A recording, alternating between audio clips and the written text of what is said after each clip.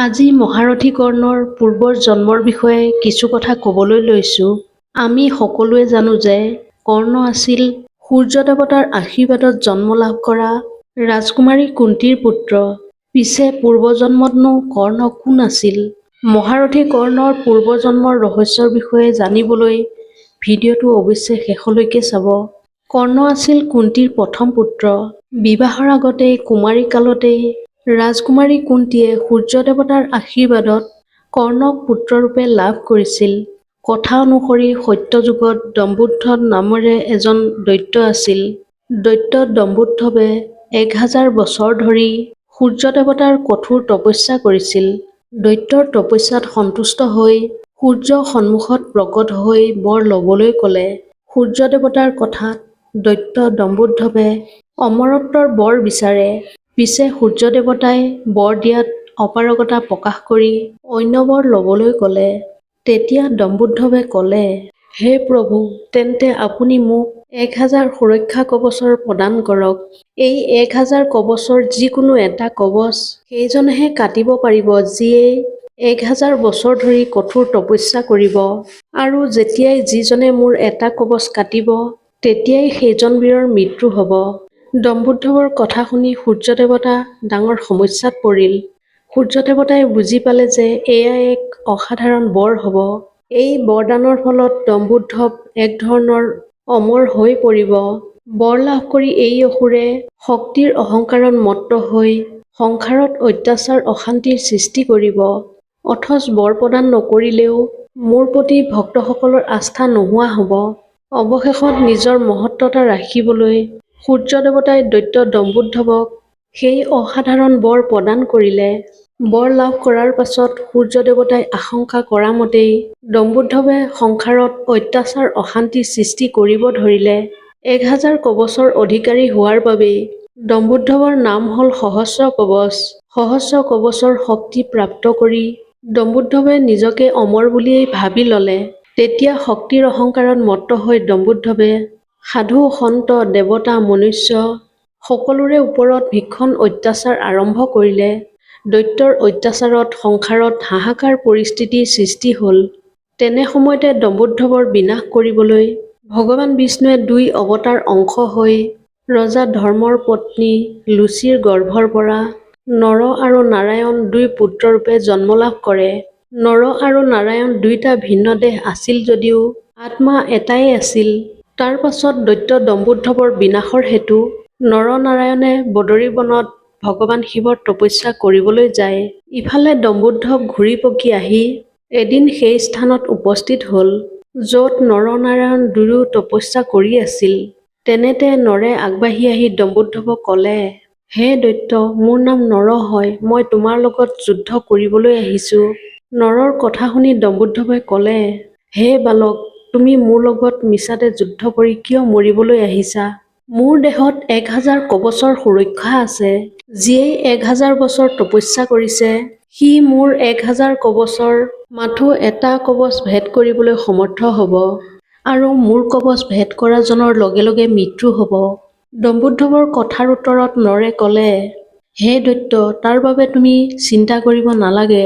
মোৰ বাবে ভাতৃ নাৰায়ণে তপস্যা কৰি আছে আৰু মই ভাতৃৰ হৈ যুদ্ধ কৰিম। এনেদৰে কৈ নৰে দম্বুদ্ধৰ লগত যুদ্ধ আৰম্ভ কৰি দিলে। দম্বুদ্ধৱে দেখি আচৰিত হ'ল যে নাৰায়ণৰ শক্তিৰ প্ৰভাৱত নৰৰ শক্তি দিনে দিনে বৃদ্ধি হৈ আহিছে। এনেদৰে যুদ্ধ কৰি যেতিয়া 1000 বছৰ পূৰ্ণ হ'ল তেতিয়াই নৰে দম্বুদ্ধৰ এটা কৱচ ভেদ কৰিবলৈ সমৰ্থ হ'ল। কিন্তু দম্বুদ্ধৰ কৱচ ভেদ হোৱাৰ লগে লগে নৰৰ মৃত্যু হ'ল। দম্বুদ্ধৱে ভাবিলে, মোৰ এটা কৱচ ভেদ হৈ কম হ'ল। এটা কৱচ কমি গ'লেও কোনো কথা নাই। শত্ৰু নৰৰতো মৃত্যু হ'ল। এনেদৰে ভাবি থাকোঁতে দম্বুদ্ধৱে দেখিলে যে কোনোবা এজন দৌৰ মাৰি আহি মৃত নৰৰ ওচৰত উপস্থিত হৈছে। দম্বুদ্ধ নিশ্চিত হ'ল যে এইজন নিশ্চয় নৰৰ ভাতৃ নাৰায়ণ।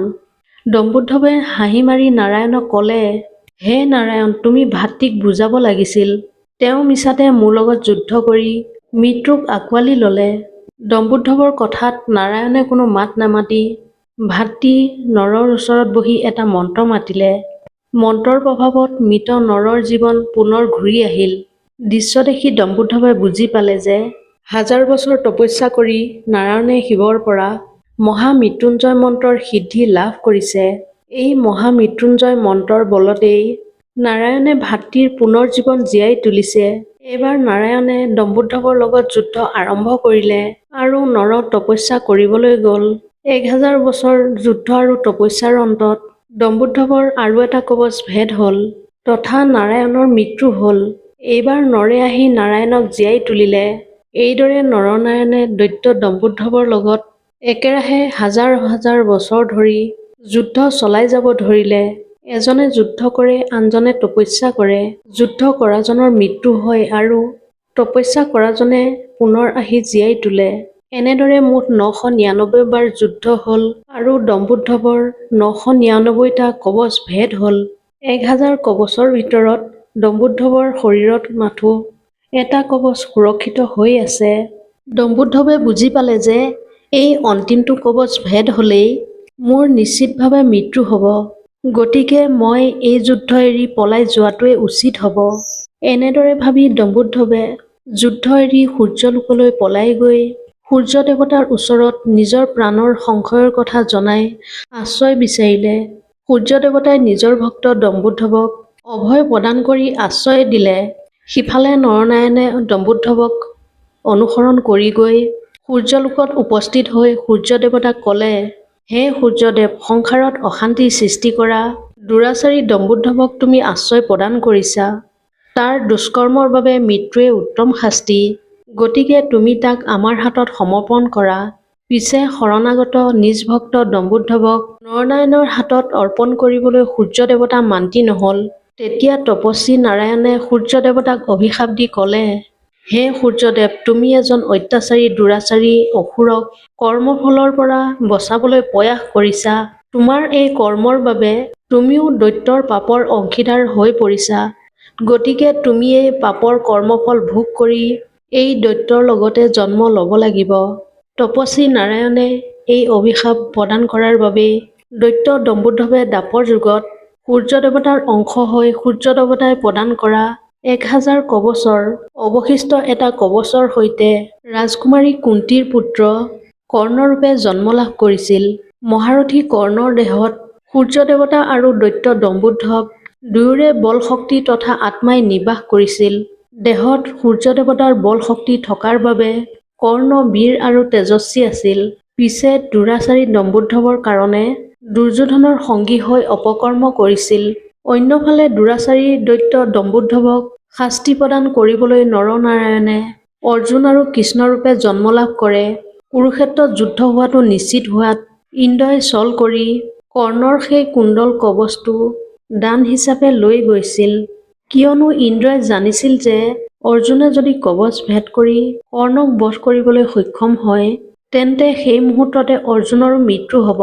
সেয়ে যুদ্ধ আৰম্ভ হোৱাৰ আগতেই ইন্দ্ৰই কৰ্ণৰ দেহত থকা সূৰ্য প্ৰদত্ত দম্বুদ্ধৱৰ কবচটো আঁতৰাই দিছিল।